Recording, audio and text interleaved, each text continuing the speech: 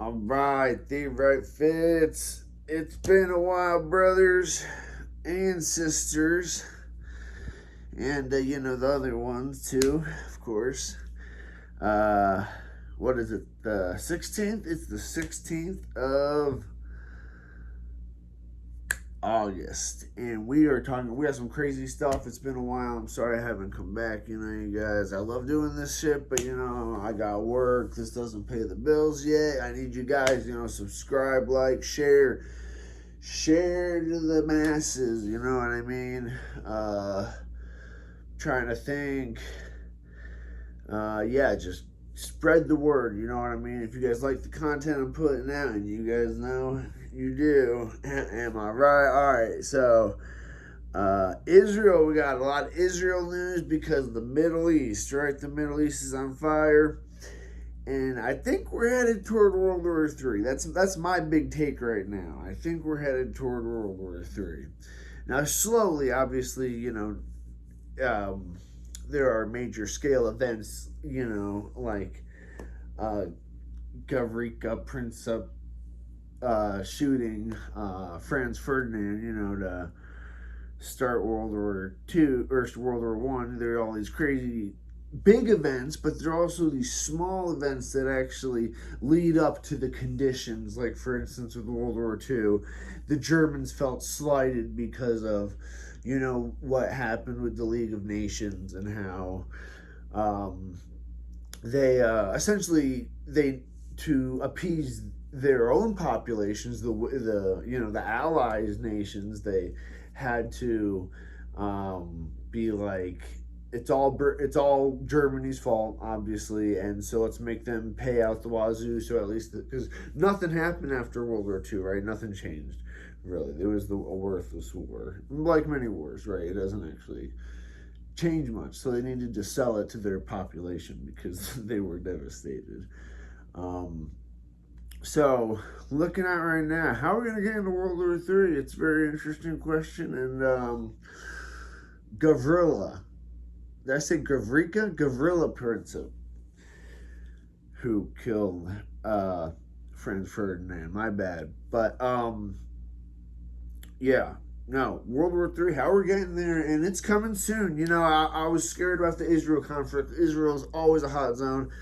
I've always kind of hated Israel, nothing because of their religion or their religious affiliation, right? They're not the only place for Jews, so they're not just a singular Jewish everything, right? I think more than, or like half the population lives in the U.S. of Jews, but ever since the Muslim nations have made it firm that is where you will get the Muslim nations to, because the Muslim nations all kill each other, right? All the sects, the Sunni, the Shia, right? Kurds. So they love killing each other. I'm kind of joking. They don't love killing each other, but they felt like they've had to for whatever reason. Blah blah blah. You have Israel really starting shit with Gaza right now. And now reports are coming out. So this is the week that reports are coming out. Last week reports came out that Israel was raping so remember, they don't just, remember, where are the Hamas people, the Hamas fighters? They're in the tunnels, right? Any logical person knows that. Whatever side of the table you're on, any logical person knows that. Where are the civilians? Up top, right? Where's the fighting from the IDF? Up top, right? So and we've seen videos of the IDF showing us off, how they just round people up and they bring them to torture centers. That's what they've been doing. And they've been raping people with dogs. They've been raping people with objects and hot irons. And it's crazy, like almost disemboweling them, puncturing their bowels because they're sticking it so far up their ass and all this crazy stuff. I'm gonna get demonetized, but I don't make any money, so who cares, right? But yeah, so and the mainstream news won't talk about this, right? Because they're our ally. They like to say they like Palestinian lives just as much as Jewish lives. And regardless how you feel about their religions and their extremist elements, you just admit, obviously, everybody's equal under the eyes of God, or however you want to look at it, right? Everybody is equal, no matter if you're Michael Jordan or a mentally disabled person, right? So this week it comes out that they're doing the torture not with dogs but with all this other shit. And right now, because a journalist leaked that the Israeli detainment people were raping these people, right? A journalist leaked this. So then there were riots, right? And so you'd think, oh, they're riots to get so mad at these these people for raping these prisoners. No, they're mad that the guys got in trouble from the police for raping the people. They want them to be raping the people. So, and again, it's got nothing to do, like, I know Muslims have their extremist elements. I'm from Christian background. I know we have the KKK is a Christian extremist element, right? But, dude, this is just crazy. This is not, it has nothing to do with the teachings of Judaism or, whatever. What they're doing to people is just horrendous, and they're justifying it. They're literally having debates on TV whether it's okay to be raping. Literally, I saw a segment. I don't speak Yiddish, but they were translated, and they were having a debate whether it's morally okay to be raping detainees. And it's like, there's this everyone knows under the law of war, you're responsible for the people you capture. Duh. It's just like anything else. Just like a school's responsible for the kids they have, right? Duh. And they're so that's how you know there's a rot in their society. And again, people will call me anti-Semitic. I don't give a shit.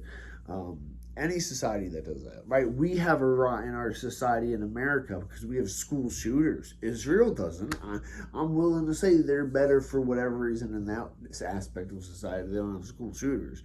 Now it's about like 100th or 1,000th of the size of the U.S. or whatever, but we also we would not be fighting for our military. We would not be rioting for military people to be able to have the right to rape detainees. That you could never imagine that happening in America. So there's a deep inculcation, a deep what you call propagandization, teaching over and over to get a certain way, you know what I mean? And this happens young there because they all are forced to work in the military, right? So you need them to hate the people you're fighting. It's just a sad fact about it. And people will call me, again, anti-Semite, but no, it's just like logical, you know what I mean? The same way we used racist stuff against Muslims after 9/11 because we were going to Muslim countries and bombing them, and we needed the approval of the population. Every government, no matter what type of government it is, needs the approval of the population. It's called Hume's paradox, right? The people always have the power in every government. But how does the government keep control over those people? And it's different in different types of governments. And since we're a non-authoritarian government, a democratic government, we're even if we're not democratic, even if we're oligarchical, we're still non-authoritarian, right? So they can't just take you and shoot you for having a bad idea, right? We have the First Amendment for that. Exactly. We're not communist Russia, right? So what they need to do, and Noam Chomsky talks about this in Manufacturing Consent, age-old idea, what they need to do is propagandize you to get you to think. That's why all the news people think the same way. It's not because they're taken to a back room and told you have to say this on camera. It's because They all went to the same institutes. They all got promoted if they think this way. They all got A's if they think this way. You know what I mean? So that's why America is backing this. The American elite is backing this. No American really agrees with our tax dollar going to other countries to commit. Even if you don't want to call it a genocide, it's an ethnic cleansing. They want everybody gone. They've admitted that. So whether you don't think it's a genocide, that's fine. But still, you know, whatever. And so how's this going to lead into World War III? Well, now you're heating up with Hezbollah. Now you're heating up with Iran. And this is going to happen. Iran already said they're going to retaliate. It could be happening while I'm making this video. But Iran's going to retaliate. Israel wants that. United States and Iran don't want to go to war. This has been unleaked and, you know, back channels, leaked out, I should say, in back channels. But Israel does want us to go to war. Hezbollah is happy to destroy Israel. Iran doesn't want part of this. Obviously, we don't want a part of this. And you know the American people don't want a part of going on the ground. We'll send them all the money in the world because our politicians are bought to give them our money. I mean, that's one of their big jobs is to give them our money. That's what I mean by oligarchy, because there's a few elite that say you have to give a certain amount of aid to Israel, and they get the most on earth. We just gave them $20 billion. $20 billion. You could have solved homelessness. Could have given people free education, right, across like the whole U.S. You could, I think you can call, I think that is the amount of money that would solve homelessness in the U.S., but we don't do that. We got to send another round of funding. And this isn't the first $20 billion. Could have solved homelessness a couple times over. But remember, the American people are not worth it. They're not worth it. I'm being facetious, but to our representatives, the American people are not worth it. That's the problem with the two-party system. Doesn't matter if you're Democrat or Republican. Their money's not going to you. It's not helping you. Congress, whether you're Democrat or Republican, it's meant to filter the money out of America into special interest hands, whether that's other countries that get to go to wars, that get to make the demand, the supply for the demand for more weapons, right? Military industrial complex. You know, I could talk about this all day. But once Iran and Hezbollah are going to war with Israel, they can't. Israel cannot win a war. They probably can't win a war just against Hezbollah. That's already iffy. But they can't win a war against Iran, definitely, alone. And so with Hezbollah, there's no chance. They need us. And we've already said we'll go in and help them, which you're going to have this is going to happen. And you're going to have a huge backlash in America because I'm not going. And I'll sit in jail for a little bit if if they try to make me go over and fight freaking people I have never had a problem with. You know, Muhammad Ali quote, I ain't going for that. But yeah, no, American people are not going to have it at all. But they can that's what the forced conscription is about now. They're getting ready for a draft, and this is why, because they see what's happening. And so once Iran is in the fold, so you have this whole Middle East war, right? What happens when it's a whole region of the war? The whole world gets involved. Because guess who's not going to sit around as Iran is bombed? China and Russia, right? They're not just going to sit there. And guess what? We're already at war with Russia. So it's really not too big of a deal for them to be like, all right, you guys, we know what's happening now, right? And I'm sure Russia knows. I'm sure Vladimir Putin is ready for this. He's smarter than most of our politicians, right? We have a lot of dummies. And, oh my God, yeah. A lot of dummies, yeah. And he's had forever to prepare, unlike us who do stupid stuff every 4 to 8 years. So, yeah. China, Russia, they're not dealing with this. They get in the fold. That brings NATO in the fold. That's a world war right there. You have NATO, you have Russia, China, and you have the Middle East. World War, it'll be terrifying.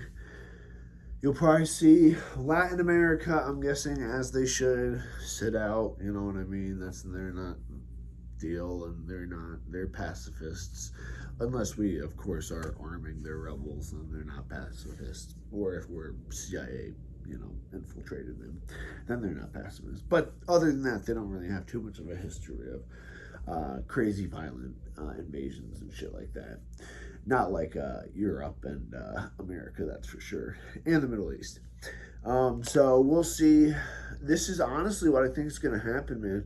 And so from what there, that's the real question. I mean, it's nuclear war. It really is. I mean, you can't give me a situation where that's not the fucking... You cannot give me a situation where that's not the fucking... the cards on the table, right? You have all these nuclear armed countries.